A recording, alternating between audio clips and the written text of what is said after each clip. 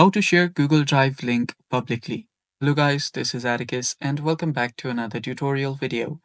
In today's video, I'll teach you guys how you can share Google Drive link publicly. So without any further ado, let's dive right into it. First steps first, open up your Drive. You can go to drive.google.com and make sure you're logged in into your Google account. After you've done that, what you can then do is you can search for the folder or file that you want to share. Let's say that this is the folder that I want to share. Or if you have any specific file that you want to share, you can open up the folder and head over to the file as well. So after you do that, all you have to do is press on the three dots right here, then tap on the share option, then tap on this share button again.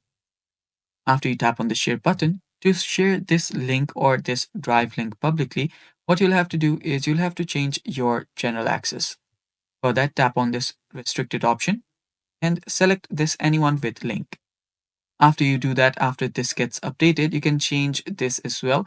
So if you want the people that view your document or the folder, if you want them to be the viewer only, they will be only able to view what's inside the folder or the file. If you want them to be the commenter, you can simply select the commenter who can add comments on your files. Or if you want them to organize, such as add and edit files, you can choose them to be the editor as well. I'll just let it be as a viewer.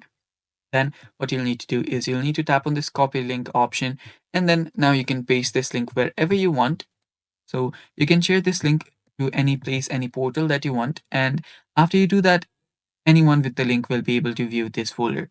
And that's basically how you can share a Drive link publicly.